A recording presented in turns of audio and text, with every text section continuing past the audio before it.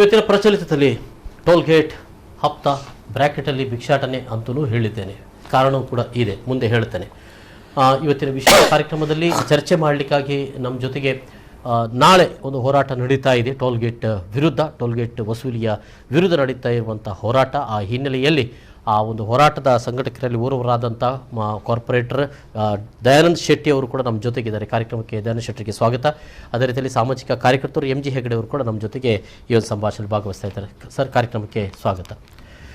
ದಯಾನಂದ್ ಶೆಟ್ರೆ, ಈ ಒಂದು ಪ್ರತಿಭಟನೆಯನ್ನು ಹಮ್ಮಿಕೊಂಡಿದ್ದಾರೆ. ಬಹುಶಃ ಈ ಹಿಂದೆ ಕೂಡ ಪ್ರತಿಭಟನೆ ಕೂಡ ನಡೆದಿತ್ತು. ಆ ಸಂದರ್ಭದಲ್ಲಿ ಸಂಸದರು ಇಲ್ಲ, ಅದು ನಾನು ಏಪ್ರಿಲ್ ತಿಂಗಳಲ್ಲಿ ಮುಚ್ಚೇತಿರುತ್ತೇನೆ ಅಂತ ಹೇಳಿದರು. ಸೊ ಮುಸ್ಲಿಲ್ಲ, ಈಗ ಮತ್ತೆ ನೀವು ಪ್ರತಿಭಟನೆಯನ್ನು ಮಾಡ್ತಾ ಇದ್ದೀವಿ. ಹೌದು, ಅಂದ್ರೆ ಈಗಾಗಲೇ ಈಗ ಕಣ್ಣೆದುರೇ ಈ ರೀತಿಯ ಒಂದು ಮೋಸ ನಡೀತಾ ಇದೆ.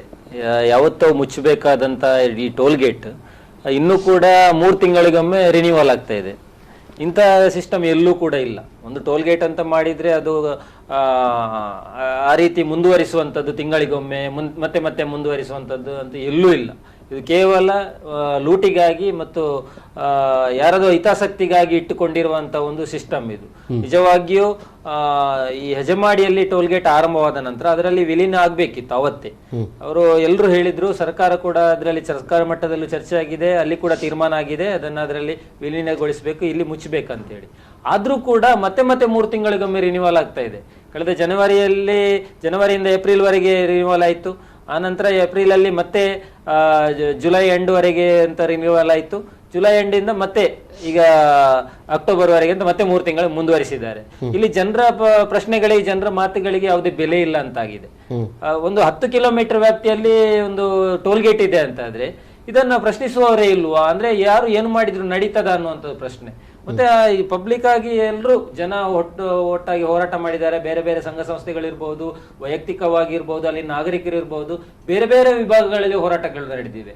ಆದ್ರೂ ಕೂಡ ಯಾವುದಕ್ಕೂ ಕೇರ್ ಇಲ್ಲ ಅನ್ನುವಂತ ಪರಿಸ್ಥಿತಿ ನಿರ್ಮಾಣ. ನಾಳೆಯ ಹೋರಾಟ ನಾವು ಈಗ ಎಲ್ಲಾ ವಿಭಾಗಗಳನ್ನ, ಎಲ್ಲಾ ಸಂಘಟನೆಗಳನ್ನ, ಯಾವುದೇ ಪಕ್ಷ ಭೇದ ಇಲ್ಲದೆ, ಯಾವುದೇ ಭೇದ ಭಾವಗಳಿಲ್ಲದೆ ಎಲ್ಲರನ್ನ ನಾವು ಸಮಾನ ಮನಸ್ಕರನ್ನ, ಅಂದ್ರೆ ಮತ್ತು ಟೋಲ್ ಮತ್ತು ಹೈವೇ ಬಳಕೆದಾರರ ಒಂದು ಸಮಸ್ಯೆ ಏನಿದೆ ಅದರ ವಿರುದ್ಧ ಎಲ್ಲ ಸಮಾನ ಮನಸ್ಕರನ್ನ ಒಟ್ಟು ಸೇರಿಸಿಕೊಂಡು, ಒಟ್ಟಾಗಿ ನಾವೇ ಸೇರಿಸುವುದಂತಲ್ಲ, ನಾವೆಲ್ಲರೂ ಒಂದು ಒಟ್ಟಿಗೆ ಸೇರಿದ್ದೆವು. ಅಲ್ಲಿ ನಾವು ತೀರ್ಮಾನ ಮಾಡಿರೋ ಭಾಗವಾಗಿ ಕಳೆದ 1 ತಿಂಗಳ ಹಿಂದೆ ಕೂಡ ಅಲ್ಲಿ ಧರಣಿ ಸತ್ಯಾಗ್ರಹ ನಡೆದಿತ್ತು. ಅನಂತರ ಈಗ ಅದರ ಮುಂದುವರೆದ ಭಾಗವಾಗಿ ನಾವು ನಾಳೆ ಒಂದು ಬೃಹತ್ತಾದ ಪಾದಯಾತ್ರೆಯನ್ನು ಹಮ್ಮಿಕೊಂಡಿದ್ದೇವೆ. ಒಳ್ಳೆಯ ಜನ ಬೆಂಬಲ ಸಿಗ್ತಾ ಇದೆ. ಎಲ್ಲಾ ಕಡೆ ಜನ ಮಾತಾಡ್ತಾ ಇದ್ದಾರೆ. ಇಲ್ಲಿ ಯಾವುದೇ ರಾಜಕೀಯವನ್ನು ಜನ ಇಟ್ಕೊಂಡಿಲ್ಲ. ರಾಜಕೀಯವಾಗಿ ಜನರು ಮತ ಚಲಾಯಿಸುದಿರ್ಬೋದು ಅಥವಾ ಬೇರೆ ಬೇರೆ ಪಕ್ಷಗಳ ಬೆಂಬಲಿಗರಾಗಿರ್ಬೋದು. ಆದ್ರೆ ಹೈವೇಯ ಒಂದು ಏನು ಸಮಸ್ಯೆ ಇದೆ, ಹಿಂದಿನ ಕಾಲದಲ್ಲೆಲ್ಲ ಹೈವೇ ಅಂದ ಕೂಡಲೇ ಒಳ್ಳೆಯ ರಸ್ತೆ ಅಂತ ಇತ್ತು. ಒಳ್ಳೆಯ ರಸ್ತೆ, ಅದು 1-2-3 ವರ್ಷ ಏನೂ ಆಗ್ತಾ ಇರ್ಲಿಲ್ಲ, ಕೆಟ್ಟು ಹೋಗ್ತಾ ಇರ್ಲಿಲ್ಲ. ಆದ್ರೆ ಇವತ್ತೇನಾಗಿದೆ, ಕಳೆದ 6 ತಿಂಗಳ ಹಿಂದೆ ಹಾಕಿದಂತ ಏನು ಡಾಮರ್ ಇದೆ ಅದು ಈಗ ಒಂದು ಸಗಣಿ ಭರಣಿ ತರ ಎಬ್ಬಿಸ್ತಾ ಇದ್ದಾರೆ ಅಲ್ಲಿ. ಆ ಬಗ್ಗೆ ನಾವು ಮತ್ತೆ ಚರ್ಚೆ ಮಾಡ್ಲಿಕ್ಕಿದೆ. ಸರ್, MG ಹೆಗಡೆ ಅವರೇ, ಈ ಟೋಲ್ ಗೇಟ್, ಯಾವ ಟೋಲ್ ಗೇಟ್ ಅನ್ನು ಒಪ್ಪೋಣ? ಹೆಜಮಾಡಿ ಟೋಲ್ ಗೇಟ್ ಅನ್ನು ಒಪ್ಪೋಣ? ಅದು ಈ ಟೋಲ್ ಗೇಟ್ ಅನ್ನು ಏನು ಹೇಳ್ಬೇಕು ಅಂತ, ಸುರತ್ಕಲ್ ಮತ್ತು ಬ್ರಹ್ಮರಕುಟ್ಲ ಟೋಲ್ ಗೇಟ್ ಉಂಟಲ್ಲ, ಅದನ್ನ ನಾನು ಟೋಲ್ ಗೇಟ್ ಅಂತ ಹೇಳ್ಬೇಕಾ, ಅಥವಾ ಅಲ್ಲಿ ಅದನ್ನ ಭಿಕ್ಷಾಟನೆ ಹೇಳ್ಬೇಕಾ, ಅಥವಾ ದಾದಾಗಿರಿ ಮಾಡೋರಿಗೆ ಹಪ್ತಾ ಸರ್ಕಾರಿ ಹಪ್ತಾ ಅಂತಾನೆ ಹೇಳ್ಬೇಕು ನೀವು. ಇಲ್ಲಿ ಟೋಲ್ ಗೇಟ್ ಮತ್ತು ರಸ್ತೆ, ಈಗ ನಾನು ಇದಕ್ಕೆ ವಿಷಯಕ್ಕೆ ಸಂಬಂಧಪಟ್ಟಾಗೆ ನಾವು ಈ ಟೋಲ್ ಗೇಟು ಮತ್ತು ರಸ್ತೆ ಮತ್ತು ಭ್ರಷ್ಟಾಚಾರ. ಸರ್, 1 ನಿಮಿಷ, ಒಬ್ರು ಕಾಲಲ್ಲಿ ನಮ್ಮ ಜೊತೆಗೆ ನೇರ ಸಂಪರ್ಕದಲ್ಲಿದ್ದಾರೆ. ನಮಸ್ಕಾರ. ನಮಸ್ತೆ, ನಾವು ಪ್ರಕಾಶ್ ಅಂತ. ಪ್ರಕಾಶ್ ರೇ, ಎಲ್ಲಿಂದ? ಇದೇ ಕಾವೂರಿನಿಂದ ಮಾತಾಡುದು ಸರ್. ಪ್ರಕಾಶ್ ಹೇಳಿ. ಬಹುಶಃ ಗೊತ್ತಾಗಿರ್ಬೋದು ತಮ್ಗೆ, ಚರ್ಚೆ ನೀವು ಇದು ಸುರತ್ಕಲ್ ಒಂದು ಟೋಲ್ ಗೇಟ್ ವಿಚಾರದಲ್ಲಿ ಹೇಳ್ಬೇಕಂದ್ರೆ ಅದೊಂದು ಭಿಕ್ಷಾಟನೆ ಹೊರತು ಬೇರೆ ಏನೂ ಅಲ್ಲ ಸರ್. ಅದು ಒಂದನೇದಾಗಿ ಅಲ್ಲಿ ನಿಜವಾಗ್ಲೂ ದುಡ್ಡು ಕೊಡಕ್ಕೆನೆ ಒಂಥರ ಹೃದಯನೇ ಒಡೆದೋಗುತ್ತೆ ಅಲ್ಲಿ ಅಮೌಂಟ್ ಕೊಡಕ್ಕೆ ನಮ್ಗೆ.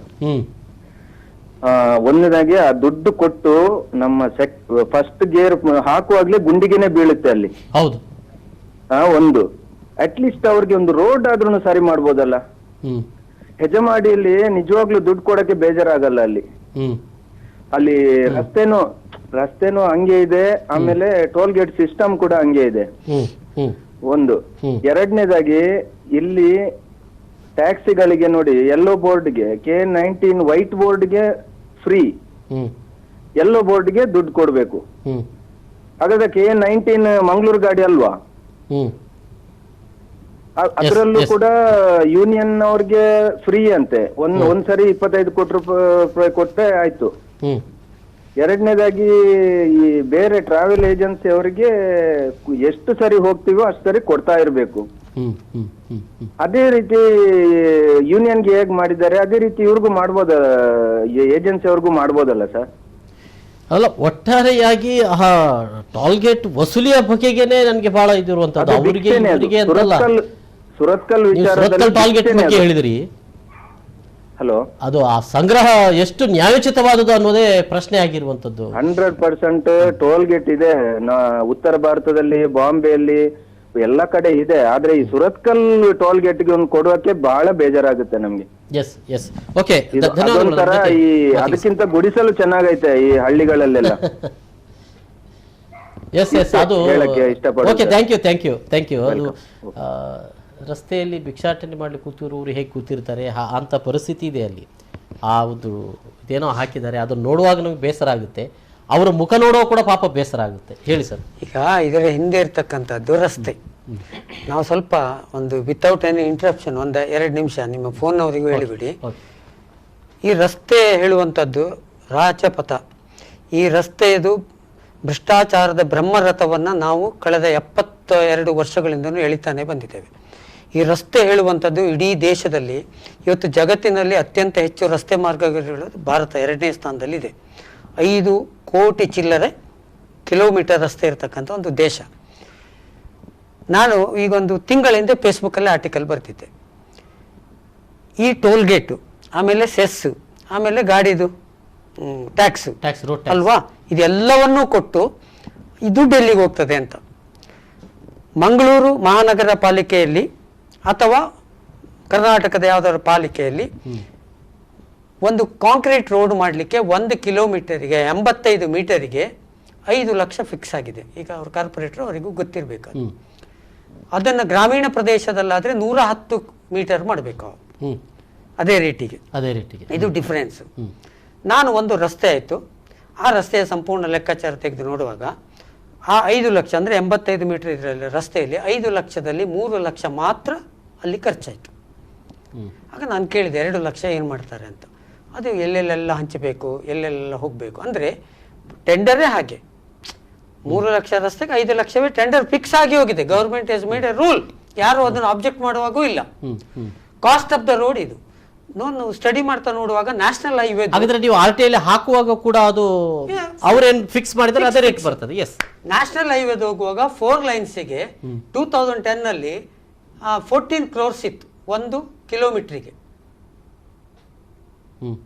ಆಯ್ತಾ, ಈಗ ಅದು 18 ಕೋಟಿ ಆಗಿದೆ. ಸ್ವಲ್ಪ ಹೆಚ್ಚು ಕಮ್ಮಿ ಫಿಗರಲ್ಲಿ ಅಡ್ಜಸ್ಟ್ ಮಾಡಿಕೊಳ್ಳಿ. ಈಗ ನೀವು ಇವರು ಹೊಂಡ ಗಿಂಡ ಎಲ್ಲ ಹೇಳ್ತಾ ಇದ್ದಾರಲ್ಲ, ಈಗ ಅಲ್ಲಿಗೆ ಬರ್ತೀನಿ. 18 ಕೋಟಿ 1 ಕಿಲೋಮೀಟ್ರಿಗೆ ರಸ್ತೆ ಮಾಡಿದರೆ ಹೇಗಿರ್ಬೇಕದು? ಇದು ಒಂದು ಭಾಗ. ಆದರೆ ನೀವು ಈ ದೇಶದ ಮಹಾನಗರ ಪಾಲಿಕೆ ಖಾಲಿ ಕಾಂಕ್ರೀಟ್ ರೋಡ್ ಮಾತ್ರ ಲೆಕ್ಕ ಹಾಕಿ, ಉಳಿದೋದೆಲ್ಲ ಲೆಕ್ಕ ಹಾಕ್ಲಿಕ್ಕೆ ನಿಮ್ಮದು 5 ಕ್ಯಾಲ್ಕುಲೇಟ್ರು, ಈ 50 ಕಂಪ್ಯೂಟರ್ ಬೇಕು. ಇಡೀ ದೇಶದ್ದು ಲೆಕ್ಕ ಹಾಕ್ಲಿಕ್ಕೆ ಹೋದರೆ 1 ಕಿಲೋಮೀಟರ್ಗೆ ಕಾಂಕ್ರೀಟ್ ರಸ್ತೆಯಲ್ಲಿ 2,000 ರೂಪಾಯಿ ಬ್ರೈಬ್ ಹೋಗ್ತದೆ. 1 ಕಿಲೋಮೀಟರ್ಗೆ ಸಾರ್ವಜನಿಕರು ಅರ್ಥ ಮಾಡ್ಕೊಳ್ಬೇಕು. ನಿಮ್ಮ ಮನೆಯ ಬಾಗಿಲ ಎದುರಾಗುವ 1 ಕಿಲೋಮೀಟರ್ ಕಾಂಕ್ರೀಟ್ ರಸ್ತೆಯಲ್ಲಿ, ಇದು ಮೀಟರ್ ರಸ್ತೆಯಲ್ಲಿ 1 ಮೀಟರಿಗೆ ಎಷ್ಟು? 1 ಮೀಟರ್ಗೆ 2,000. 2,000. ಸೊ 1 ಕಿಲೋಮೀಟರಿಗೆ 2 ಕೋಟಿ. 2 ಕೋಟಿ. ಇದು ಅವರು ದುಡ್ಡು ಹೊಡಿತಾರೆ. ಇಡೀ ದೇಶದನ್ನ ಲೆಕ್ಕಾಚಾರ ನೀವು ಹಾಕಿದರೆ ಅದಕ್ಕೆ ಭ್ರಷ್ಟಾಚಾರದ ಬ್ರಹ್ಮರಥದ ರಥಬೀದಿ. ಯಾವುದು? ಇಟ್ಸ್ ಎ ಬೆಗ್ ಗೋಲ್ಮಾಲ್ ಇದು. ಇನ್ನು 4 ವೇಯಿಂದ 6 ವೇ 8, ಆಮೇಲೆ ಅದರಲ್ಲಿ ಇರ್ತಕ್ಕಂಥ ನಿಮ್ಮದೇನೇನೋ ಬೇರೆ ಬೇರೆ ಫೆಸಿಲಿಟೇಟೆಡ್ ರೋಡ್ಗಳು, ಅದೆಲ್ಲ ಕಾರಿಡಾರ್ ಯೋಜನೆಗಳು, ಅಲ್ಲಿ 40% ಸಿಗೋದಿಲ್ಲ. ನಾನು ಸುಮ್ಮನೆ ಹೇಳ್ಬಾರ್ದು. ಆದರೂ 10% ಲೆಕ್ಕ ಹಾಕಿ ಕಳೆದ 5 ವರ್ಷದಲ್ಲಿ 11,000 ಕಿಲೋಮೀಟರ್ ರಸ್ತೆ ಆಗಿದೆ ನ್ಯಾಷನಲ್ ಹೈವೇ. ನೀವು ಅದರ ವ್ಯಾಲ್ಯೂಯೇಷನ್ನಿನ 10% ಬ್ರೈಬನ್ನು ಫಿಕ್ಸ್ ಮಾಡಿ. ಈ ದುಡ್ಡು ಎಲ್ಲಿಗೆ ಹೋಗ್ತದೆ? ಈ ದುಡ್ಡನ್ನು ನೀವು ಖಡಕ್ಕಾಗಿ ನಿಲ್ಲಿಸಿದರೆ ಇವರ ಟೋಲ್ ಗೇಟ್ನಲ್ಲಿ 50% ರೆಡ್ಯೂಸ್ ಮಾಡ್ಬೋದು. ಇದು ಒಂದು ಭಾಗ. ಎರಡನೇದು, ನಾವು ಎಲ್ಲ ದುಡ್ಡನ್ನು ನಾವು ಸೆಸ್ಸು ಇದು ಎಲ್ಲ ಕೊಡ್ತೇವೆ, ನಾವು ಯಾಕೆ ಮಾಡಬೇಕಲ್ಲ. ನಮಗೆ ಗ್ರಾಮೀಣ ಪ್ರದೇಶಕ್ಕೆ ಅಲ್ಲಿ ಇನ್ಕಮ್ ಇಲ್ಲ, ಅಲ್ಲಿಯ ರೋಡುಗಳಿಗೂ ಹೋಗ್ತದೆ, ಅದು ಒಂದು ಭಾಗ. ಸರಿ. ಆದರೆ ಇಡೀ ದೇಶದಲ್ಲಿ ನೀವು ಇದನ್ನು ಯಾರಾದರೂ ದುಡ್ಡು ಬೇಕಲ್ಲ ಹೋರಾಟಕ್ಕೆ, ಕೋರ್ಟ್ಗೆ ಸುಪ್ರೀಂ ಕೋರ್ಟಲ್ಲಿ ಫುಲ್ ಸ್ಟಡಿ ಮಾಡಿ ಹಾಕಿದರೆ ಈ ದೇಶದಲ್ಲಿ ಕೋಟ್ಯಾಂತರ ರೂಪಾಯಿ ಆಗಿದೆ, ಇವತ್ತು ಆಗ್ತಾ ಇದೆ, ಇನ್ನು ಮುಂದೆ ಕೂಡ ಆಗ್ತದೆ, ಇರ್ರೆಸ್ಪೆಕ್ಟಿವ್ ಆಫ್ ಪಾರ್ಟಿ ಗವರ್ನೆನ್ಸ್. ಎಲ್ಲ ರಾಜ್ಯದಲ್ಲಿಯೂ ಎಲ್ಲ ನಗರಗಳಲ್ಲಿಯೂ 1 ಕಿಲೋಮೀಟರ್ಗೆ ಇಷ್ಟು ದುಡ್ಡು ಆಗ್ತಾ ಉಂಟು. ನಾನು ಏನು ಹೇಳ್ಬೇಕು ಹೇಳಿ. ಹಾಗಿದ್ದಲ್ಲಿ ಈ ಟೋಲ್ ಗೇಟ್ ಅನ್ನೋದು ಏನಿದೆ, ನಾನು ಏನು ಭಿಕ್ಷಾಟನೆ ಅಂತ ಹೇಳಿದ್ರೆ ಅದಕ್ಕೆ ಸಮ. ಅದು ಇನ್ನೊಂದು ಅಲ್ಲಿ ಇನ್ನೊಂದು ಗೋಲ್ಮಾಲ್ ಇದೆ, ಟೋಲ್ ಗೇಟ್ ಗೋಲ್ಮಾಲ್ ಹೇಳ್ತೇನೆ ನಾನು. ಉತ್ತರ ಕನ್ನಡದಿಂದ ಮಂಗಳೂರಿಗೆ ಬರುವಾಗ ಶರಾವತಿಯಲ್ಲಿ ಒಂದು ಟೋಲ್ ಗೇಟ್ ಇತ್ತು, ಆಯ್ತಾ. ನಾನು 79ನಲ್ಲಿ ಉಡುಪಿ, ಇಲ್ಲೊಮ್ಮೆ ಬಂಟ್ವಾಳ BC ರೋಡ್ ಬ್ರಿಡ್ಜ್ ಮಾಡಿದ್ದಕ್ಕೂ ಟೋಲ್. ಇದ್ರ ಕತೆ 79ನಲ್ಲಿ ನಾನು ಉಡುಪಿಗೆ ಬಂದದ್ದು. ಯಾವಾಗ? 1979. ಅದು 1990ವರೆಗೂ 1995ವರೆಗೂ ಇತ್ತು. ಅದು 79ನಲ್ಲಿ ನಾನು ನೋಡಿದ್ದು. ಸಣ್ಣದೊಂದು ಗೂಡು, ಅದು ಏನಿಲ್ಲ, ಅದು ಏನು ಕಲೆಕ್ಟ್ ಮಾಡ್ತಾರೆ, ಯಾಕೆ ಮಾಡ್ತಾರೆ, ಯಾರಿಗೂ ಗೊತ್ತಿಲ್ಲ. ಗಾಡಿ ಒಟ್ಟು ರಸ್ತೆ ಮಾತ್ರ ಅಲ್ಲಿ ಅಲ್ಲಲ್ಲಿ ಗುಳಿ ಬೀಳ್ತಾ ಇತ್ತು, ಕಲೆಕ್ಷನ್ ಆಗ್ತಾನೆ ಇತ್ತು. ಮತ್ತೆ ಅಲ್ಲಿ ಯಾರೋ ಒಬ್ರು ಗಲಾಟೆ ಮಾಡಿ. ನನಗೊಂದು ಸಣ್ಣ ಪ್ರಶ್ನೆ, ಈ ವಿಷಯಗಳು ಈಗ ಸುರತ್ಕಲ್ ಮತ್ತು ಸಸಿಯಲ್ಲಿ ಹೆಜಮಾಡಿ ಮತ್ತು ಸುರತ್ಕಲ್ ಟೋಲ್ ಗೇಟ್ ಉಂಟಲ್ಲ, ಇದು ಒಂದು ಕಾನೂನುಬದ್ಧ ಸಂವಿಧಾನಬದ್ಧವಾದಂಥ ರಾಜ್ಯದಲ್ಲಿ, ದೇಶದಲ್ಲಿ ಆ ರೀತಿ ಮಾಡ್ತಾರೆ ಅಂತಾದರೆ ಸರ್ಕಾರ ಮತ್ತು ಸಂವಿಧಾನಬದ್ಧ ಸಂಸ್ಥೆಗಳು ಸತ್ತೋಗಿದ, ಜನಪ್ರತಿನಿಧಿಗಳೇ ಅದ್ರ ತಿಳುವಳಿಕೆ ಇಲ್ವಾ, ಅಥವಾ ಅವರು ಈ ಕರಪ್ಷನ್ನಿನ ಒಂದು ಭಾಗವಾ? ನೇರವಾದ ಪ್ರಶ್ನೆ ಕೇಳಬೇಕಾಗ್ತದೆ ನಾವು. ಈಗ ನಾನು ದಯಾನಂದರು ನಾಳೆ ಒಂದು ಟೋಲ್ ಗೇಟ್ ಮಾಡ್ಬೋದು ಅಂತ ಆಯ್ತಲ್ಲ, AIDಯಲ್ಲಿ ನೀವು V4ನವರು ಸೇರಿ ಇಲ್ಲಿ ಒಂದು ಟೋಲ್ ಗೇಟ್ ಮಾಡುವ ನಾವು, ಅಂದರೆ ಅದೇ ಪರಿಸ್ಥಿತಿ ತಾನೆ. ಈಗ ಕಾನೂನು ಪ್ರಕಾರ ಮಾಡಲಿಕ್ಕಿಲ್ಲ, ಎಲ್ಲರಿಗೂ ಗೊತ್ತಿದೆ, ಇಡೀ ಜಗತ್ತಿಗೆ ಗೊತ್ತಿದೆ, ಅದು ಬಂದಾಗಬೇಕು ಅಂತ ಹೇಳಿ ಆಗಿದೆ. ಅದರ ಜೊತೆಗೆ ಅಲ್ಲಿ ಕಲೆಕ್ಷನ್ ಈ ದೇಶದ ಟೋಲ್ ಗೇಟಿನ ಕತೆ ಹೇಳಿಬಿಡ್ತೇನೆ ನಾನು ಸರ್. ಅದನ್ನು ನಾವು ಮುಂದೆ ನೀವು ಹೇಳಬೇಕಾಗಿದೆ. ಒಂದು ಸಣ್ಣ ಬ್ರೇಕ್ ತಗೊಳ್ತಾನೆ. ಬ್ರೇಕ್ನ ನಂತರ ಈ ಚರ್ಚೆ ಮತ್ತೆ ಮುಂದುವರಿತದೆ.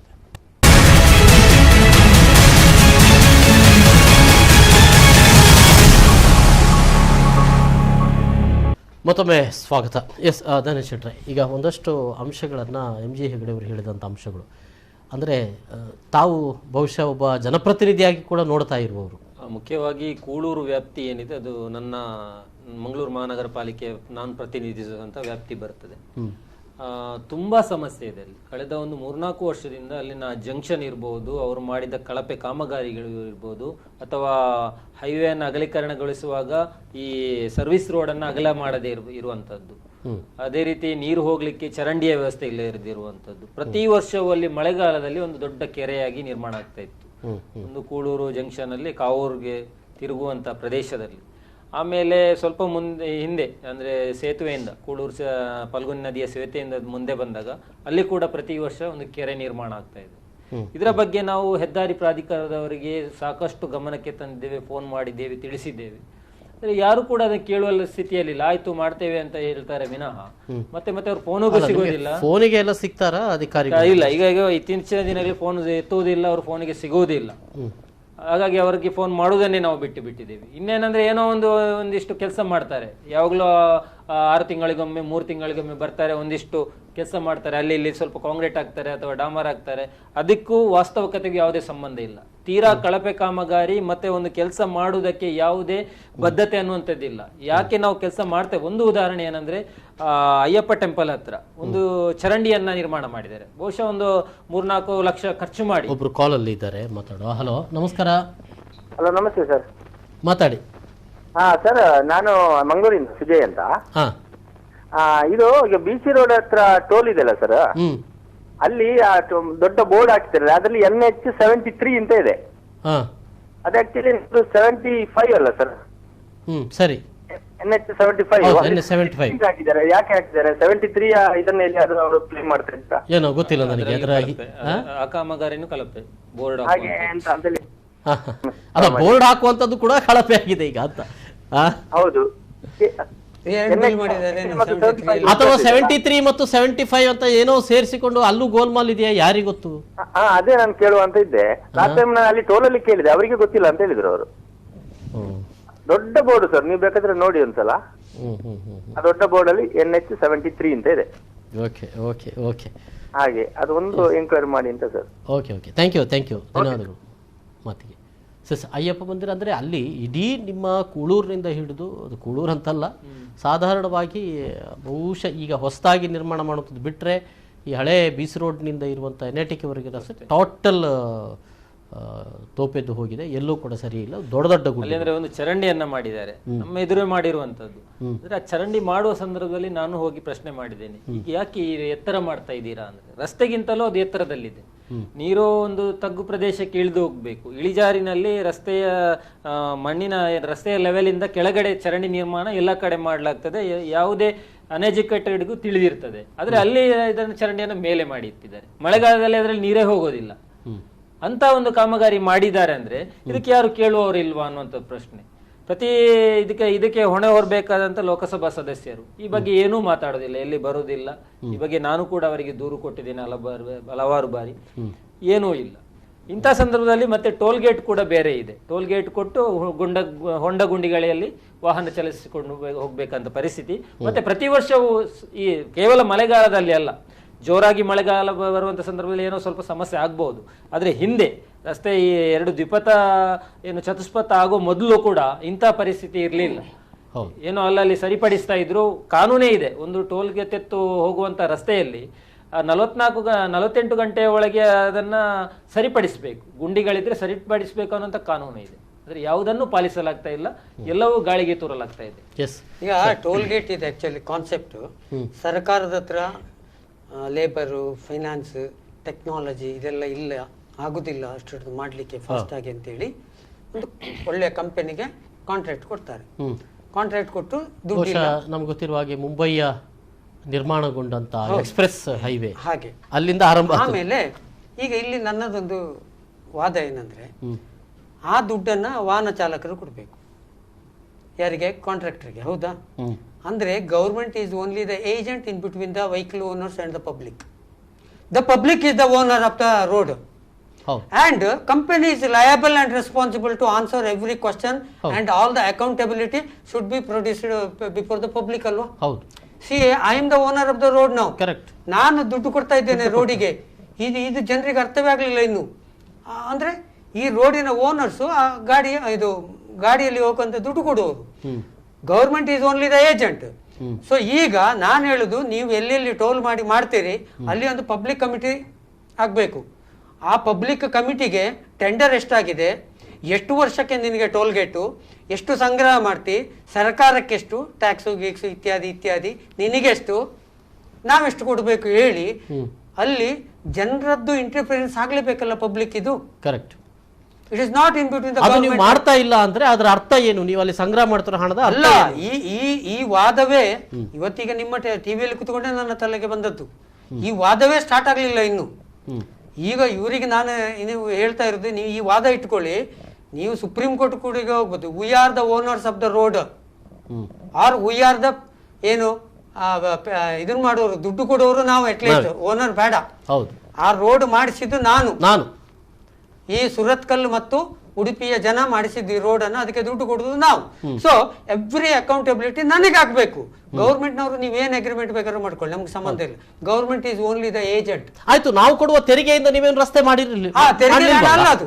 ಹೌದು, ಅದನ್ನಲ್ಲೇ ಇಟ್ಟಿದ್ದೀರಿ. ತೆರಿಗೆ ಹಣ ಅಲ್ಲ. ಹೌದು, ನೀವು ಮಾಡಿದಂತ ರಸ್ತೆಗೆ ನಾವು ಹಣ ಒಂದೊಂದು ಟೋಲ್ ಗೇಟ್ ಆಗುವಾಗಲೂ ಅಲ್ಲಿ ಲೆಕ್ಕಾಚಾರ ಆಗುದು, ಆ ರಸ್ತೆಗೆ ಟೋಟಲ್ ಖರ್ಚನ್ನೇ ನಮ್ಮ ತಲೆ ಮೇಲೆ ಹಾಕುದು. ಹೌದು, ಅರ್ಥ ಆಯ್ತಾ? ಇನ್ನು ತೀರಾ ಹೈಫೈ ರೋಡ್ಗಳೆಲ್ಲ ಐತ್ರಿ, ಅಲ್ಲೆಲ್ಲ ಅಹಮದಾಬಾದ್ ಎಲ್ಲ ಇದು ಸರ್. ಮುಂದೆ ಅದನ್ನು ಹೇಳಬೇಕು. ಒಬ್ಬರು ಫೋನ್ ಕರೆಯಲ್ಲಿದ್ದಾರೆ. ನಮಸ್ಕಾರ. ಹಲೋ, ನಮಸ್ಕಾರ ಸರ್, ಮಾತಾಡಿ. ಎಲ್ಲಿಂದ ಮಾತಾಡ್ತಿದ್ದೀರಿ? ಟಿವಿ ಅಲ್ಲಿ ಮ್ಯೂಟ್ ಮಾಡಿ ಸರ್. ನೀಟ್ ಉಂಟು. ಹೇಳಿ ಸರ್, ತಮ್ಮ ಹೆಸರು? ನಾನು ಪಂಜಂಗರದ ಮಾತಾಡೋದು, ಉರ್ನಾಡಿಗುಡ್ಡೆಯಿಂದ. ಹೇಳಿ ಸರ್, ಮಾತಾಡಿ. ನೋಡಿ, ನಮ್ಮ ಒಂದು ರಸ್ತೆ ಉರ್ನಾಡಿಗುಡ್ಡ ನಮ್ಮ ಮಂದಿರದಿಂದ ಸ್ವಲ್ಪ ಕೆಳಗೆ ಬರುತ್ತೆ. ಒಂದು ಫುಲ್ ಡಾಮರವಾಗಿ ಫುಲ್ ಏನಿಲ್ಲ, ಅಲ್ಲಿ ಡೌನ್ ಬರುತ್ತೆ ಕೆಳಗಿಂದ ಬರುವಾಗ ಹ್ಮ್ ಎಲ್ಲ ಗಾಡಿ ಟೂ ವೀಲರ್ ಬರುವಾಗ ಎಲ್ಲ ಜಾರಿ ಬೀಳ್ತಾ ಇದ್ದಾರೆ. ಹಾ ಇದಕ್ಕೆ ಕೇಳುವವರು ಯಾರು ಇಲ್ಲ. ಹ್ಮ್ ಒಂದು ಕಡೆ ಮತ್ತೆ ದಾರಿದೀಪ ಸಹ ಏನು ಇಲ್ಲ. ಹ್ಮ್ ಇದು ದಾರಿದೀಪ ಇಲ್ಲ, ಒಂದು ಕಡೆ ಪುನಃ ಡಾಮರೀಕರಣ ಇಲ್ಲ, ಎಲ್ಲ ಹೋಗಿದೆ. ಹ್ಮ್ ಇವರು ಎಂತ ಕೆಲಸ ಮಾಡುದಂತೆ ನಾವು ಎನಿಸುದು.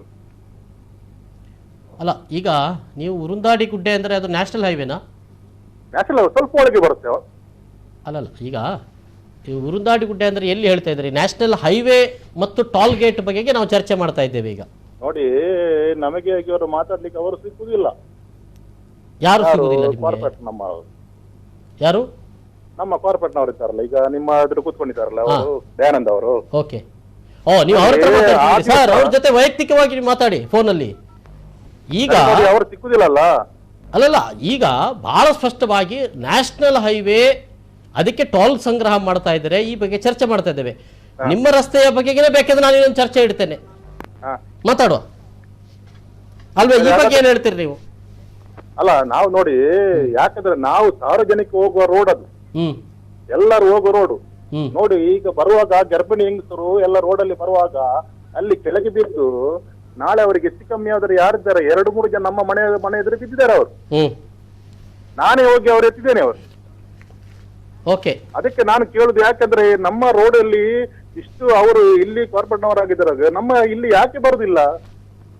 ಅಂದ್ರೆ ನೀವು ಹೇಳುವಂತದ್ದು ನ್ಯಾಷನಲ್ ಹೈವೇ ಮಾತ್ರ ಅಲ್ಲ, ನಮ್ಮ ಸ್ಥಳೀಯ ರಸ್ತೆಗಳು ಸರಿ ಇಲ್ಲ ಅಂತ. ಯಾವ್ದು ಸರಿ ಇಲ್ಲ. ಹ್ಮ್ ನೋಡಿ, ಒಳಗಿಂದ ರೋಡ್ ಅವರು ಖಾಲಿ ಮೇನ್ ರೋಡ್ ಮಾತ್ರ ಮಾಡ್ಕೊಂಡು ಹೋದ್ರೆ, ಹ್ಮ್ ಒಳಗಿದ್ದ ರೋಡು ಒಳಗೆ ರೋಡ್ ಬರುವಾಗ ಯಾರು ಮಾಡುದು? ಹ್ಮ್ ಹ್ಮ್ ಹ್ಮ್ ಹ್ಮ್ ಓಕೆ. ನಾವೇ ಸಾರ್ವಜನಿಕವಾಗಿ ಡೊನೇಷನ್ ಮಾಡಿ ಮಾಡ್ತೇವೆ ನಾವು. ಸರಿ ಸರಿ. ಈಗ ನೋಡ, ಅಲ್ಲಿ ಕಾರ್ಪೊರೇಟ್ ನೋಡಿ, ಅವರು ಈ ಸಂದರ್ಭದಲ್ಲಿ ನಾನು ಅದಕ್ಕೆ ಅವಕಾಶ ಕೊಡಲಿಕ್ಕೆ ಸಾಧ್ಯ ಆಗುದಿಲ್ಲ. ಯಾಕಂತ ಹೇಳಿದ್ರೆ ಟೋಲ್ ಗೇಟ್ ಬಗ್ಗೆ ನಾನು ಮಾತಾಡಲಿಕ್ಕೆ ಬಿಟ್ಟಿರುವಂತದ್ದು. ಬಟ್ ಅದಕ್ಕೆ ಉತ್ತರ ಕೊಡಬೇಕು ಅಂತ ನಾನು ಅವ್ರ ಹತ್ರ ಹೇಳ್ತೇನೆ. ಧನ್ಯವಾದಗಳು ಸರ್, ನೀವು ನಮ್ಮ ಜೊತೆ ಫೋನ್ ಮಾಡಿದ್ದಕ್ಕೆ. ಶೆಟ್ರೆ, ಒಂದು ಸ್ವಲ್ಪ ಉತ್ತರ ಕೊಡಿ ಅದಕ್ಕೆ. ಈಗ ಬಂದಿರೋ ಕರೆ ಬಗ್ಗೆ. ಎಸ್, ಅದು ಯಾವ ಪ್ರದೇಶ ಅಂತ ನಮ್ಗೆ ಗೊತ್ತಾಗಿಲ್ಲ. ಒಳ ರಸ್ತೆಗಳ ಸಮಸ್ಯೆ ಇಲ್ಲ ಅಂತ ಹೇಳುವಂತದ್ದಲ್ಲ. ಒಳ ರಸ್ತೆಗಳಲ್ಲಿ ಸಾಕಷ್ಟು, ಅಂದ್ರೆ ಇವರು ಹೇಳಿದಂತ ಉರುನಾಡಿ ಪ್ರದೇಶ ಏನ್ ರಸ್ತೆ ಇದೆ ಅದು ಡಾಮರೀಕರಣ ಆಗ್ಬೇಕಿತ್ತು. ಕಳೆದ ಚುನಾವಣೆ ಏಪ್ರಿಲ್ ತಿಂಗಳಲ್ಲಿ ಚುನಾವಣೆ ಘೋಷಣೆ ಆಯಿತು. ಕಾಮಗಾರಿ ಆರಂಭ ಆಗ್ಬೇಕಾದ್ರೆ ಚುನಾವಣೆ ಘೋಷಣೆ ಆಯಿತು. ಚುನಾವಣೆ ನಂತರ ಯಾವುದೇ ಕಾಮಗಾರಿಗಳನ್ನು ಮಾಡ್ಲಿಕ್ಕೆ ಅವರು ಬಿಡೋದಿಲ್ಲ, ಚುನಾವಣೆ ಆಯೋಗದವರು. ಆ ನಂತರ ಮಳೆ ಶುರುವಾಯಿತು. ಹಾಗಾಗಿ ಡಾಮರ್ ಕಾಮಗಾರಿ ಇನ್ನಷ್ಟೇ ಆರಂಭವಾಗಬೇಕು. ಅದು ಸೆಪ್ಟೆಂಬರ್ ಅಕ್ಟೋಬರ್ ನಂತರ ಬರುವಂತದ್ದು. ಹಾಗಾಗಿ ಸ್ವಲ್ಪ ಅಲ್ಲಿ ಸಮಸ್ಯೆ ಆಗಿರ್ಬೋದು. ಅಂದ್ರೆ ಅವರು ಏನಂದ್ರೆ ಈ ಸಮಯವನ್ನು ಯಾಕೆ ಉಪಯೋಗಿಸ್ತಾರೆ ಅಂದ್ರೆ, ಕೆಲವರು ಇದನ್ನ ಉಪಯೋಗಿಸಿಕೊಂಡು ಹೆದ್ದಾರಿಯ ಬಗ್ಗೆ ಮಾತಾಡಬಾರ್ದು ಅನ್ನೋ ಕೆಲವೊಂದು ಸ್ವಾರ್ಥವನ್ನು ಇಟ್ಕೊಂಡವರು ಇರ್ತಾರೆ. ಹಾಗಾಗಿ ನಾವೀಗ ಹೆದ್ದಾರಿ ಬಗ್ಗೆ ಮಾತಾಡ್ತಾ ಇದ್ದೇವೆ. ಹೆದ್ದಾರಿ ಅಂದ್ರೆ ಯಾವುದೋ ಒಂದು ಒಳ ರಸ್ತೆಯ ರೀತಿ ಅಲ್ಲ, ಅದು ಕಾಶ್ಮೀರದಿಂದ ಕನ್ಯಾಕುಮಾರಿಯನ್ನ ಜೋಡಿಸುವಂತ ಒಂದು ಬೃಹತ್ ಹೆದ್ದಾರಿ. ಅದರಲ್ಲಿ ಎಷ್ಟೋ ಕೋಟ್ಯಾಂತರ ವ್ಯವಹಾರಗಳು ನಡೀತವೆ, ಸಾಮಗ್ರಿಗಳು ತೆಗೆದುಕೊಳ್ಳೋಣ. ಬಟ್ ಇಲ್ಲಿ ನಾವು ಚರ್ಚೆ ಮಾಡ್ತಾ ಇರುವಂತದ್ದು ಟೋಲ್ ಗೇಟ್ ಮತ್ತು ನ್ಯಾಷನಲ್ ಹೈವೇ ಬಗ್ಗೆ. ಮತ್ತೊಬ್ಬರು ಕರೆಯಲ್ಲಿದ್ದಾರೆ. ನಮಸ್ಕಾರ. ನಮಸ್ಕಾರ ಸರ್, ಮಾತಾಡಿ. ಹೇಳಿ ಸರ್, ಅಭಿಪ್ರಾಯ. MG ಹೆಗ್ಡೆ ಅವರಿದ್ದಾರೆ ಸರ್, ನಿಮಗೆ ಧನ್ಯವಾದಗಳು. Thank you sir. ನೋಡಿ, ಇಲ್ಲಿ ಬಂಟ್ವಾಳ ಬ್ರಹ್ಮರಕೊಟ್ಟು ಈ ಬದಿಯಲ್ಲಿ ಒಂದು ಟೋಲ್ ಗೇಟ್ ಇದೆ. ಈ ಟೋಲ್ ಗೇಟ್ ಅಲ್ಲಿ ಎಷ್ಟು ಹೊಂಡಗಳಿವೆ, ಅದಕ್ಕೆ ಹೋಗ್ಲಿಕ್ಕೆ ಆಗುದಿಲ್ಲ. ದಿನಪ್ರತಿ ಈ ಬೆಂಗಳೂರಿಗೆ ಮೈಸೂರಿಗೆ ಈಗ ಹೋಗುವ ಗಾಡಿಯಲ್ಲಿ ಎಷ್ಟೋ ಹಣ ಸಂಪಾದನೆ ಮಾಡ್ತಾರೆ. ಇದನ್ನು ಒಂದು ಸ್ಪಂದನೆ ಕೊಡುವವರು ಯಾರು ಇಲ್ಲಲ್ಲ ಸರ್, ಸಂಸದರಿಲ್ಲ, ಇನ್ಯಾರು ಇಲ್ಲ. ಇದು ರಾಷ್ಟ್ರೀಯ ಹೆದ್ದಾರಿ ಯಾರಿಗೆ ಸಂಬಂಧಪಟ್ಟವರಿಗೆ? ಒಂದು. ಎರಡನೇದು MG ಹೆಗ್ಡೆ ಅವರು ಇದಕ್ಕೆ ಸ್ಪಂದನೆ ನೀಡ್ತಾರಂತ ಹಲವು ಜನ ಹೇಳ್ತಾ ಇದ್ರು. ಮೊದಲೊಂದ್ಸರಿ ಅವರು ಹೋರಾಟ ಮಾಡಿದ್ರಂತೆ. ಹಾಗೆ ಅಲ್ಲಿ ಹೋಗ್ಲಿಕ್ಕೆ ಆಗುದಿಲ್ಲ. 35 ರೂಪಾಯಿ ದಿನಂಪ್ರತಿ ಒಂದು 4 ವೀಲರ್ ಗಾಡಿಗೆ ತಗೊಳ್ತಾರೆ. ಮತ್ತೆ ಗಾಡಿ ಹೋಗ್ತಾ ಇದೆ ಮಂಗಳೂರಿನಿಂದ ಈಚೆ ಮಡಿಕೇರಿಗೆ, ಬ್ಯಾಂಗ್ಳೂರು, ಮೈಸೂರು ಈಚೆ ಎಲ್ಲ ಹೋಗ್ತಾ ಇದೆ. ದಿನಂಪ್ರತಿ ದುಡ್ಡು ಸಂಪಾದನೆ ಮಾಡಿದ್ರೆ ದುಡ್ಡು ಎಲ್ಲಿ ಹೋಗ್ತದೆ? ರೋಡ್ ಸರಿ ಮಾಡುದಿಲ್ಲ. ಎಸ್ ಸರ್, ತಮ್ಮ ಅದು ಬಹುಶಃ ಧನ್ಯವಾದಗಳು ತಮ್ಮ ಅಭಿಪ್ರಾಯಗಳಿಗೆ. ಈಗಾಗಲೇ ಅವರು ಒಂದು ಅಭಿಪ್ರಾಯ ಅಂತ ಹೇಳಿದ್ದಾರೆ. ಅಂದರೆ ಏನು ರಸ್ತೆ ಇದೆ ಅದರ ಯಜಮಾನರು ನಾವು, ನಾವು ದುಡ್ಡು ಕೊಟ್ಟು ಆ ರಸ್ತೆಯಲ್ಲಿ ನಾವು ಹೋಗ್ತಾ ಇದ್ದೇವೆ. ಇದು ಟ್ಯಾಕ್ಸ್ ಅಲ್ಲ, ನೇರವಾಗಿ ಕಾಂಟ್ರಾಕ್ಟರ್ಗೆ ನಾವು ದುಡ್ಡು ಕೊಡ್ತೇವೆ. ಕಾಂಟ್ರಾಕ್ಟ್ ನಾವು ದುಡ್ಡು ಕೊಡು, ಸರ್ಕಾರದವರಲ್ಲ. ಸೊ ಸರ್ಕಾರ ಈ ಮಧ್ಯದಲ್ಲಿ ಬರಬಾರದು. Contractor in between and public, let it be decide. ನಾ ದುಡ್ಡು ಕೊಡ್ತೇನೆ 25 ವರ್ಷ, ಎಷ್ಟು ವರ್ಷ ಅದು ಗೊತ್ತಿಲ್ಲ ಆ ಟೋಲ್ ಗೇಟ್ಗಳಿಗೆ, ಅದ್ರ ಆಯುಷ್ಯವೂ ಗೊತ್ತಿಲ್ಲ ನಮ್ಗೆ. ಅಷ್ಟು ವರ್ಷ ನೀವು ನನಗೆ ಆನ್ಸರ್ ಮಾಡಬೇಕು. ಕರೆಕ್ಟ್. ಎಸ್, ಒಂದು ಸಣ್ಣ ಬ್ರೇಕ್ ತಗೊಳ್ಬೇಕು. ಬ್ರೇಕ್ ಬಳಿಕ ಮತ್ತೆ ಈ ಚರ್ಚೆ ಮುಂದುವರಿಯುತ್ತೆ.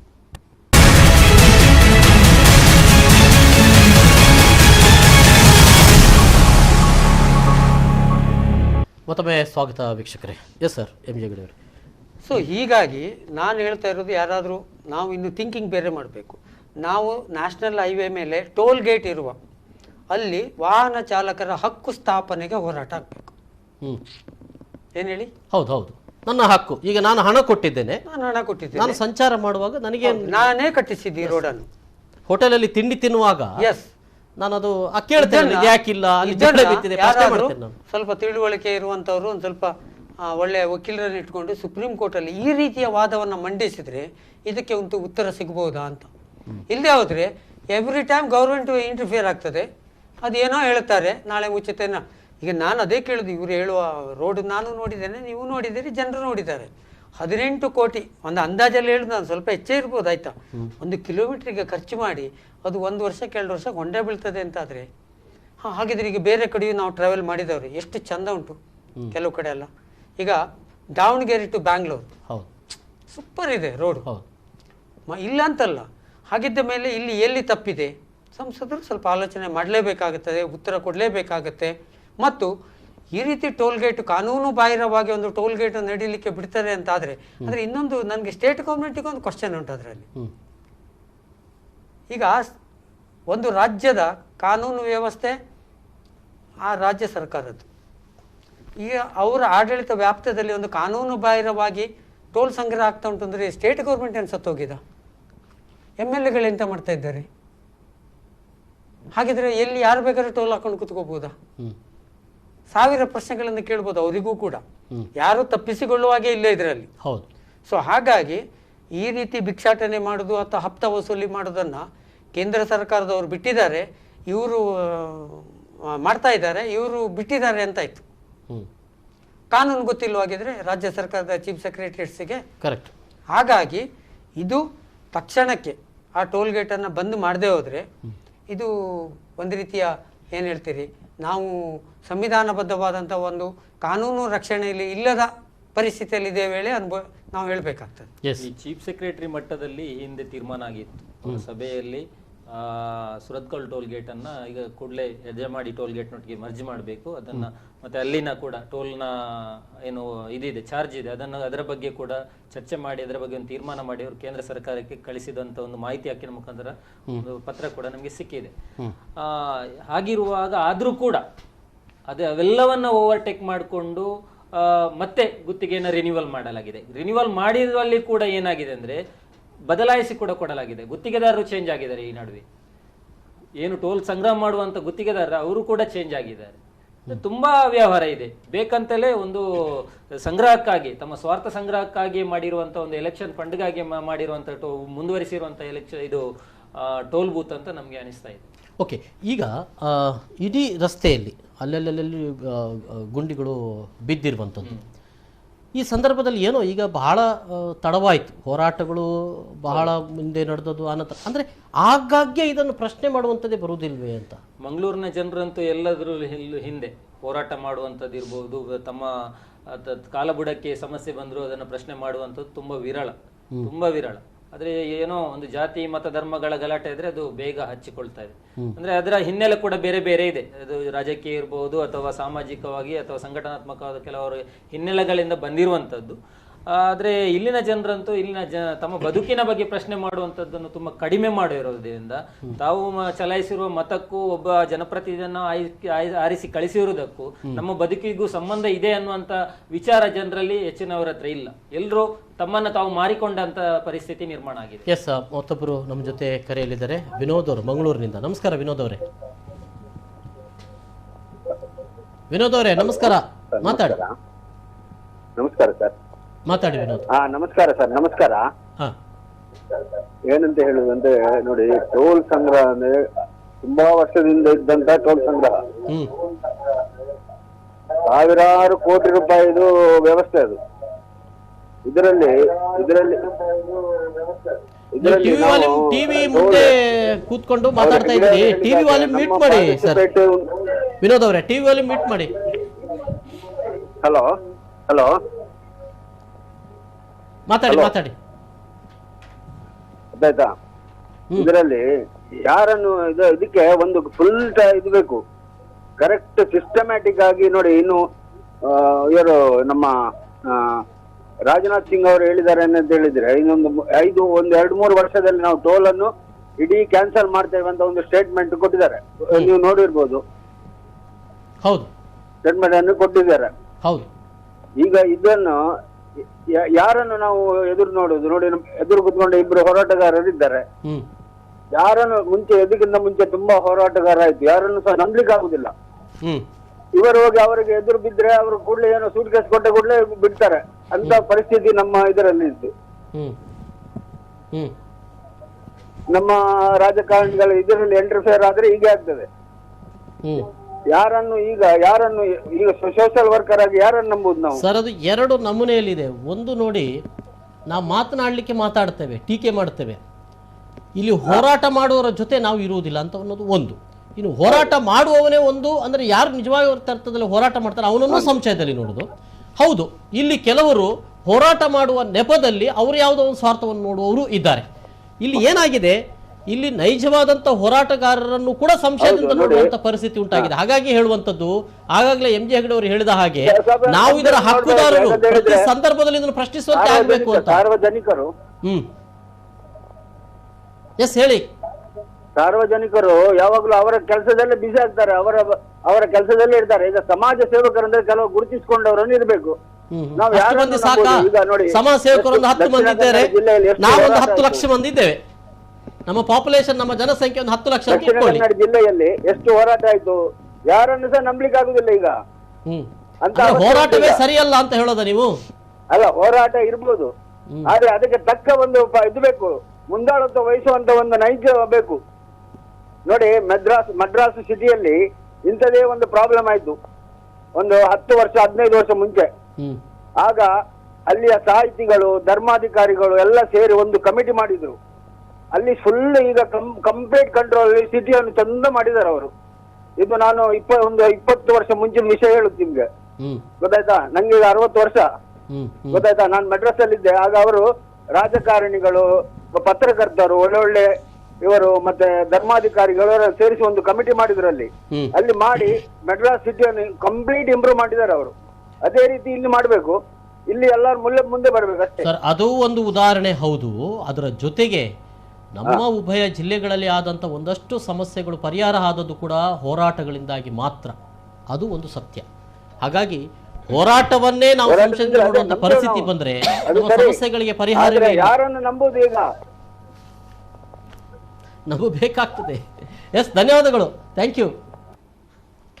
ಎಸ್, ಈಗ ಸರ್ ಹೇಳಿ.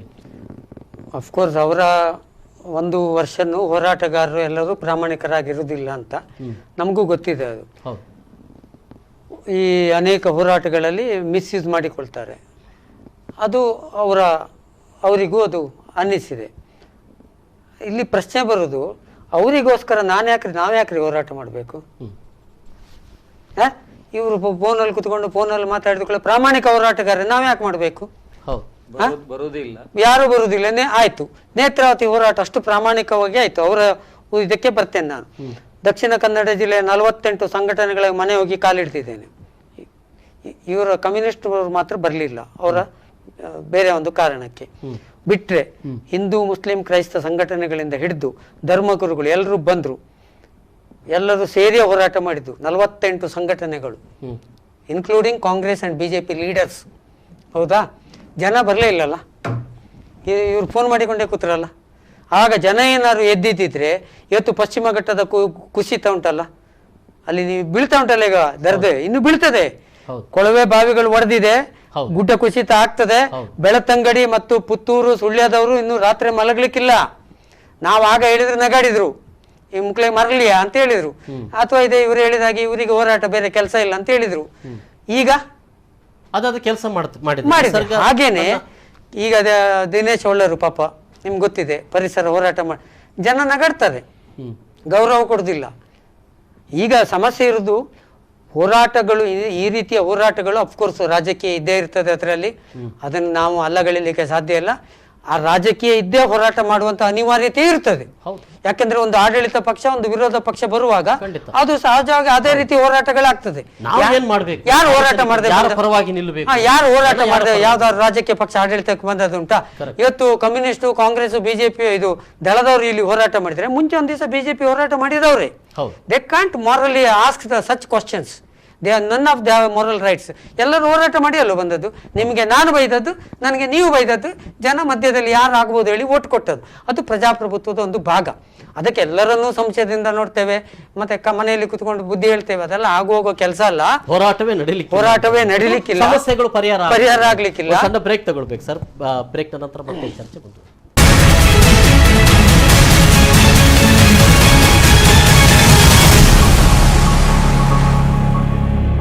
ಮತ್ತೊಮ್ಮೆ ಸ್ವಾಗತ. ಈಗಾಗಲೇ ನಾವು ಚರ್ಚೆ ಮಾಡ್ತಿದ್ದೆವು, ಅಂದರೆ ದಯಾನಂದ ಶೆಟ್ರೆ, ಈಗ ಓಕೆ, ನನಗೆ ಗೊತ್ತಿಲ್ಲ, ಹೆಜಮಾಡಿ ಅಥವಾ ತಲಪಾಡಿಯಲ್ಲಿ ಇರುವಂಥ ಒಂದು ರಾಷ್ಟ್ರೀಯ ಹೆದ್ದಾರಿ ಅದು ನಿರ್ಮಾಣ ಮಾಡೋ ಸಂದರ್ಭದಲ್ಲಿ ಅವರು ಟೋಲ್ ಅಂದರೆ ಹಣದಿಂದ ನಾವು ವಸೂಲಿ ಮಾಡ್ತೇವೆ ಅಂತ ಅನ್ನುವಂಥದ್ದು. ಆದರೆ ಬಹಳ ವರ್ಷಗಳ ಹಿಂದೆ ಮಾಡಿರುವಂಥ ಈ ರಸ್ತೆ ಏನಿದೆ, ಇಲ್ಲಿಂದ ಸುರತ್ಕಲ್ನಿಂದ BC ರೋಡ್ವರೆಗಿನ ರಸ್ತೆ, ಅದು ಬಹಳ ಸ್ಪಷ್ಟವಾಗಿ ಅವತ್ತೇ ಹೇಳಲಾಗಿದೆ, ಇದು ಸರ್ಕಾರದ ಹಣದಿಂದ ಮಾಡುವಂಥ ರಸ್ತೆ ಮತ್ತು ಬಂದರು ಸಂಪರ್ಕ ಮಾಡುವಂಥ ರಸ್ತೆ. ಕೊಚ್ಚಿನ್ ಮತ್ತು ಮಂಗಳೂರಿಗೆ ಆಗ ಬಂದಿರುವಂಥ ರಸ್ತೆ, ಬಂದರು ಸಂಪರ್ಕ ಮಾಡುವಂಥ ರಸ್ತೆ ಅಂತ ಅನ್ನುವಂಥ ಇಲ್ಲಿ ಬಂದದ್ದು. ಸೊ ಈ ಸಂದರ್ಭದಲ್ಲಿ ಆಗಲೇ ಟೋಲ್ ಗೇಟ್ ಮಾಡುವಾಗ ಎಲ್ಲಿ ಬ್ರಹ್ಮರಕೂಟ್ಲು ಮತ್ತು ಸುರತ್ಕಲ್ಲಲ್ಲಿ ಮಾಡುವಾಗ ಹೋರಾಟಗಳು ಬರಬೇಕಿತ್ತು. ಎಲ್ಲೂ ಹೋರಾಟಗಳು ಬಂದಿರಲಿಲ್ಲ, ಜನ ಸುಮ್ಮನಾದರು.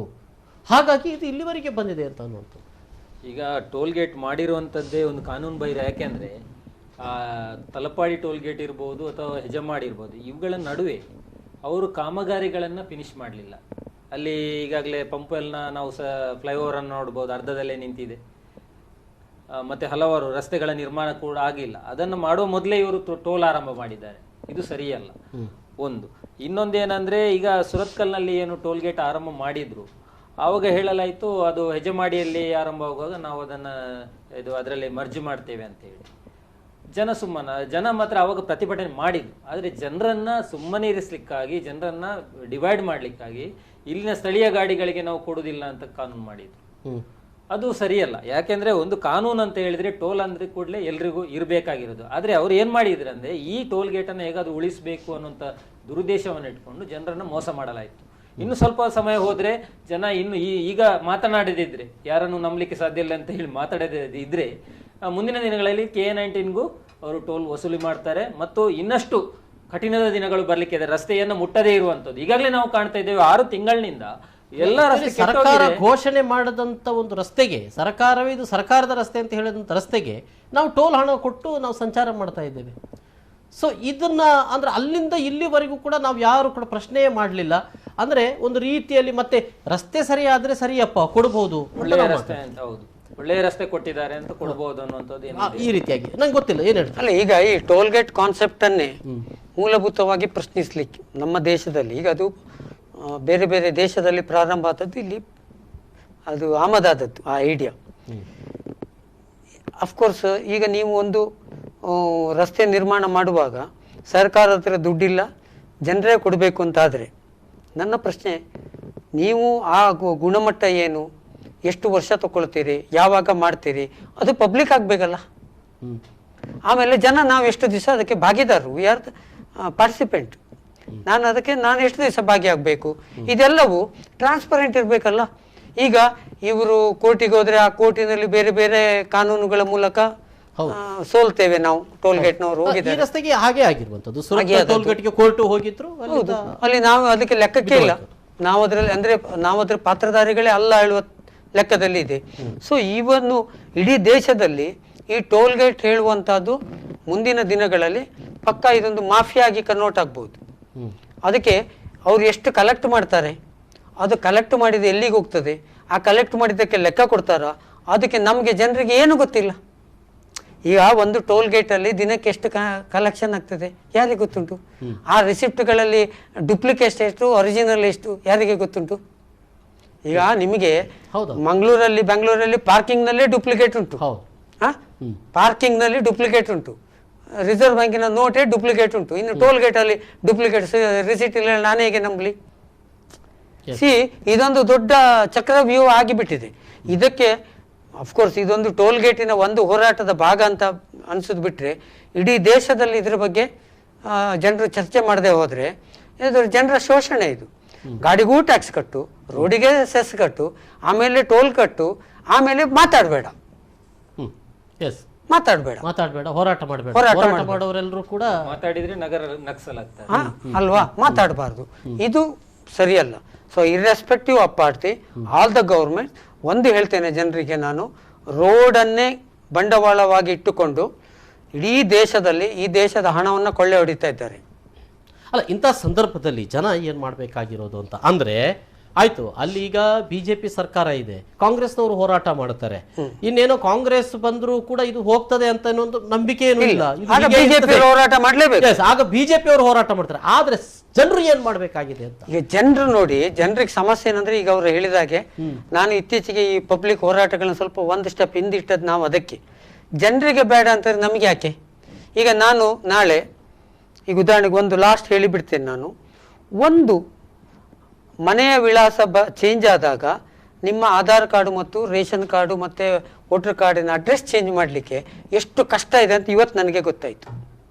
ಇವತ್ತು ನಾನು ಹೋಗಿದ್ದೇನೆ ನನ್ನ ಹೊಸ ಮನೆಯಲ್ಲಿ ಇಟ್ಕೊಂಡು, ಅದನ್ನು ಒಂದು ಇಸ್ಯೂ ಇಟ್ಕೊಂಡು ನಾನು ಹೋರಾಟ ಮಾಡಲಿಕ್ಕೆ ನಿಮ್ಮ ಟಿ ವಿಯಲ್ಲೇ ಕೂತ್ಕೊಂಡು ಕಾಲ್ ಕೊಡ್ತೇನೆ. ಎಷ್ಟು ಜನ ಬರ್ತೀರಿ ನೀವು? ಈ ಜನರೇ ಬರೋದಿಲ್ಲ ಅಂತಾದರೆ ನಮಗೆ ಯಾಕೆ? ಹಾಗಾಗಿ ಜನ ಈಗ ಯಾರೇ ಹೋರಾಟ ಮಾಡಲಿ, ಆ ಹೋರಾಟ ಸರಿ ಉಂಟಾ ಇಲ್ಲ, ಅದು ದಯಾನಂದರು ಮಾಡಲಿ, ರಾಮದಾಸರು ಮಾಡಲಿ, ನಳಿನ್ ಕುಮಾರ್ ಕಟೀಲ್ರು ಮಾಡಲಿ, ಯಾರಾದರೂ ಮಾಡಲಿ, ಆ ಹೋರಾಟದಲ್ಲಿ ನ್ಯಾಯ ಎಂತ ಅಂತ ಹೋಗ್ಬೇಕು. ಇದು ನನ್ನ ಕಾನ್ಸೆಪ್ಟ್. ಅದರಿಂದ ಅಲ್ಲ, ಆ ಹೋರಾಟ ಮಾಡಿದವರು ಸ್ವಲ್ಪ ಸಮಯದಲ್ಲಿ ಇರ್ತಾರ ಇಲ್ವಾ ಅನ್ನುವಂಥದ್ದು ಪ್ರಶ್ನೆಯನ್ನು ಮಾಡ್ತಾ ಹೋದ್ರೆ ನೀವು ನಿಮ್ಮ ಸಮಸ್ಯೆ ಬಗ್ಗೆ ಇರುವುದಿಲ್ಲ. ಈಗ ನಾನು ದಿನೇಶ್ ಹೊಳ್ಳರು, ಶಶಿಧರ್ ಶೆಟ್ರು, ವಿಜಯ್ ಕುಮಾರ್ ಶೆಟ್ರು ನಾವೆಲ್ಲ ಸೇರಿಕೊಂಡು ನಾವು ಕೇಳಿದ ಬೇಡಿಕೆ ನೇತ್ರಾವತಿ ಹೋರಾಟದಲ್ಲಿ ತಪ್ಪ ಸರಿಯೋ ನಮ್ಮೊಟ್ಟಿಗೆ ಬರಬೇಕಿತ್ತು. ಹೌದಾ? ನಾವ್ಯಾರೋ ಅಫ್ಕೋರ್ಸ್ ಪಾಲಿಟಿಕ್ಸ್ ಅದರಲ್ಲಿ ಇರಲಿಲ್ಲ. ನಾವು ಹೋರಾಟ ಮಾಡ್ತಾರಲ್ಲ, ನಮ್ಮೊಟ್ಟಿಗೆ ಬರ್ಬೇಕಿತ್ತು. ನೀವು ಬರಲಿಲ್ಲಲ್ಲ. ಯಾವುದೇ ಹೋರಾಟಕ್ಕೂ ನಾನು ಹೇಳುದು, ಹೋರಾಟ ಸರಿ ಇದೆ ಅಂತ ಆದರೆ ಯಾರಾದರೂ ಮಾಡಲಿರಿ, ಸಮಾಜಕ್ಕೋಸ್ಕರ ಆಗ್ತಾ ಇದೆ, ಆ ಹೋರಾಟ ಸರಿ ಇದೆ, ಅವ ಯಾರು ಬೇಕಾದ್ರೂ ಆಗಲಿ, ಯಾವ ಪಾರ್ಟಿ ಬೇಕಾದ್ರೂ ಆಗಲಿ, ಇದನ್ನ ಜನ ಮಾಡಿಕೊಂಡು ಇಂಥ ಹೋರಾಟಕ್ಕೆ ಇಳಿಯದಿದ್ದರೆ, ಹೋರಾಟದ ಚಳುವಳಿಯ ಮನಸ್ಸುಗಳು ಸತ್ತು ಹೋದ್ರೆ, ಚಳುವಳಿಯನ್ನ ನಾವು ಆ ಮನೋಭಾವನೆಯೇ ಜನರಲ್ಲಿ ಇಲ್ಲ ಅಂತಾದ್ರೆ ಈ ದೇಶದಲ್ಲಿ ಸರ್ವಾಧಿಕಾರಿಗಳು ಬರ್ತಾರೆ, ಜನರನ್ನು ಲೂಡ್ತಾರೆ, ಅಧಿಕಾರಿಗಳು ಯಾರನ್ನೂ ಕೇರ್ ಮಾಡುತ್ತಿಲ್ಲ. ನಾವು ನಾಳೆಯಿಂದ ಹೋರಾಟ ಇಟ್ಟಿದ್ದೇವೆ, ಪಾದಯಾತ್ರೆ. ತುಂಬಾ ಬಹುತೇಕ ಈ ಟೂರಿಸ್ಟ್ ಚಾಲಕರು ಮತ್ತೆ ಬೇರೆ ಬೇರೆ ವಾಹನ ಸಂಘದವರು ಮತ್ತೆ ನಾಗರಿಕರು ಬಹುತೇಕ ಸಂಖ್ಯೆಯಲ್ಲಿ ಬಹುತೇಕ ಸಮಿತಿಗಳೆಲ್ಲ ಬೆಂಬಲ ಕೊಟ್ಟಿದ್ದಾರೆ. ಇಂಥ ಹೋರಾಟಗಳನ್ನ ಜನ ಯಾವುದೇ ಪಕ್ಷ ಭೇದ ಮರೆತು ಇದನ್ನು ಬೆಂಬಲಿಸಬೇಕಾಗಿದೆ. ಈಗಾಗಲೇ ಹೆಗ್ಡೆ ಅವರು ಹೇಳಿರುವಂಥದ್ದೇ, ವಿಷಯದ ಆಧಾರದ ಮೇಲೆ ಬೆಂಬಲಿಸಬೇಕೇ ವಿನಃ ವ್ಯಕ್ತಿಯ ಮುಖ ನೋಡಿಕೊಂಡು ಅಥವಾ ಬೇರೆ ಅಲ್ಲ. ಹಾಗಿರುವಾಗ ಈ ಏನು ಹಗಲು ದರೋಡೆ ನಡೀತಾ ಇದೆ, ಹೆದ್ದಾರಿಯಲ್ಲಿ ಹಗಲು ದರೋಡೆ ನಡೀತಾ ಇದೆ. ಒಂದ್ ಕಡೆ ಎಲ್ಲದಕ್ಕೂ ನಾವು ಟ್ಯಾಕ್ಸ್ ಕಟ್ಟಬೇಕು, ಏನೋ 50 ಪೈಸೆ ಚಾಕ್ಲೇಟ್ ತಗೊಂಡ್ರು ನಾವು ಟ್ಯಾಕ್ಸ್ ಕಟ್ಟಬೇಕು, ಎಲ್ಲಾ ವಸ್ತುಗಳಿಗೆ ಟ್ಯಾಕ್ಸ್ ಕಟ್ಟುವಾಗ ಮತ್ತೆ ರಸ್ತೆ ಬಳಕೆಗೂ ಟ್ಯಾಕ್ಸ್ ಕಟ್ಟಬೇಕು ಅನ್ನುವಂಥ ಪರಿಸ್ಥಿತಿ ಇರುವಾಗ ಆ ಟ್ಯಾಕ್ಸ್ ಕಟ್ಟುವುದರಲ್ಲೂ ನಮ್ಮ ಮೋಸ ನಡೀತಾ ಇದೆ. 4 ಪಟ್ಟು 5 ಪಟ್ಟು ಅಲ್ಲಲ್ಲಿ ಟೋಲ್ ಗೇಟ್ ಹಾಕುವಂಥದ್ದು. ಮುಂದಿನ ದಿನಗಳಲ್ಲಿ ಇನ್ನೂ 2-3 ಟೋಲ್ ಗೇಟ್ ಬಂದ್ರು ಆಶ್ಚರ್ಯ ಇಲ್ಲ. ಯಾಕೆಂದ್ರೆ ಈಗಾಗಲೇ ಹೊಸದೊಂದು ಇಲ್ಲಿ ಸೇತುವೆ ನಿರ್ಮಾಣ ಆಗಿದೆ ಉಳ್ಳಾಲದಲ್ಲಿ, ಅಲ್ಲಿಗೂ ಕೂಡ ಒಂದು ಟೋಲ್ ಕಟ್ಟಿ ಇನ್ನು ವಸೂಲಿಗೆ ಹೇಳಿದ್ರು ಯಾರು ಕೇಳುವವರು ಇರುವುದಿಲ್ಲ. ಹಾಗಾಗಿ ಈ ಹೋರಾಟ, ಇಂಥ ಚಳುವಳಿಗಳು ತೀವ್ರ ಆಗಬೇಕಾಗಿದೆ. ಎಲ್ಲ ಈ ಜನಪರ ಸಮಸ್ಯೆ ಬಾಧಿತರು ಎಲ್ಲರೂ ಈ ಹೋರಾಟವನ್ನು ಬೆಂಬಲಿಸಬೇಕು ಅನ್ನುವಂಥ ಮನವಿಯನ್ನು ನಾನು ಮಾಡ್ತಾ ಇದ್ದೀನಿ. ಓಕೆ, ಧನ್ಯವಾದಗಳು ಸರ್ ಒಂದು ಸಂದರ್ಭದಲ್ಲಿ ಬಂದದಕ್ಕೆ. ಓಕೆ, ಅಂದರೆ ಈ ಒಂದು ಸಂದರ್ಭದಲ್ಲಿ ಏನು ಹೇಳ್ಬೋದು ಅಂತ ಹೇಳಿದ್ರೆ, ಈ ಒಂದು ಟೋಲ್ ಗೇಟ್ ಏನಿದೆ, ಬಹುಶಃ ಈ ಎರಡೂ ಟೋಲ್ ಗೇಟ್ಗಳು, ಯಾವುದೇ ಟೋಲ್ ಗೇಟ್ಗಳನ್ನು ಈಗಾಗಲೇ ಎಂ ಜಿ ಹೆಗಡೆ ಅವರು ಹೇಳಿದಾಗೆ ನಾವು ಒಪ್ಪಿಕೊಳ್ಳಿಕ್ಕೆ ಸಾಧ್ಯ ಇಲ್ಲ. ಅವರೇನೊಂದು ವಾದವನ್ನು ಮಂಡಿಸಿದ್ರು, ಅಂದರೆ ರಸ್ತೆಯ ಯಜಮಾನರು ನಾವು ಯಾರು ಸಂಚಾರ ಮಾಡ್ತಾ ಇದ್ದೇವೆ ಆ ರಸ್ತೆಗೆ ಟೋಲ್ ಗೇಟಲ್ಲಿ ಹಣ ಕೊಟ್ಟು ಹೋಗ್ತೇವಲ್ಲ, ಅದು ನಮ್ಮ ರಸ್ತೆ ಆಗಿರ್ತದೆ, ಆಗ ಸರ್ಕಾರದ ರಸ್ತೆ ಅಲ್ಲ. ಯಾವ ಕಂಪನಿಯ ರಸ್ತೆಯನ್ನು ಮಾಡಿರ್ತದೆ, ಯಾವ ಸಂಗ್ರಹ ಮಾಡಿರ್ತಾನೋ ಅವನು ಮತ್ತು ನಮ್ಮ ನಡುವೆ ಇರುವಂಥದ್ದು. ಸೊ ಹಾಗಾಗಿ ನಾವು ಅದನ್ನು ಅರ್ಥ ಮಾಡಿಕೊಳ್ಬೇಕು. ಪ್ರಶ್ನೆ ಮಾಡುವಂಥದ್ದನ್ನು ನಾವು ಮಾಡದೇ ಹೋದರೆ, ನನ್ನ ಪಕ್ಷ ಇದು, ನನ್ನ ಪಕ್ಷದ ಒಂದು ಆಡಳಿತ ಈಗ ಇದೆ, ಹಾಗಾಗಿ ನಾನು ಮಾತನಾಡಬಾರ್ದು ಅನ್ನುವಂಥದ್ದನ್ನು ಮಾಡಿದರೆ ನಮ್ಮ ಸಮಸ್ಯೆಗಳಿಗೆ ಪರಿಹಾರ ಆಗುವುದಿಲ್ಲ. ಅದು ಯಾವುದೇ ಪಕ್ಷಗಳಾಗಲಿ, ಕಾಂಗ್ರೆಸ್ ಆಗಲಿ ಅಥವಾ BJP ಆಗಲಿ, ಕಮ್ಯುನಿಸ್ಟ್ ಆಗಲಿ, JDS ಆಗಲಿ, ಯಾವುದೇ ಪಕ್ಷ ಇರಲಿ, ಸಮಸ್ಯೆ ಬಂದಾಗ ನಿಮ್ಮ ಪಕ್ಷವನ್ನು ಕೂಡ, ನಿಮ್ಮ ಪಕ್ಷದ ಯಾರು ನೇತಾರ ಇದ್ದಾನೆ ಅವನು ಉಳ್ಳವರ ಪರವಾಗಿದ್ದರೆ ಇಲ್ಲದವರ ಪರವಾಗಿ ಮಾತನಾಡುವಂಥ ರೀತಿಯಲ್ಲಿ ಎಲ್ಲ ಜನರು ಮಾಡಬೇಕಾದಂಥ ಅಗತ್ಯತೆ ಇದೆ ಅಂತ ಅನ್ನುವಂಥದ್ದು. ಇದು ಇವತ್ತಿನ ವಿಶೇಷ. ನಿರಂತರ ಸುದ್ದಿ ಮನೋರಂಜನೆ ಮುಂದುವರ್ತದೆ. ನೋಡ್ತಾ ಇರಿ V4 ನ್ಯೂಸ್. ನಮಸ್ಕಾರ.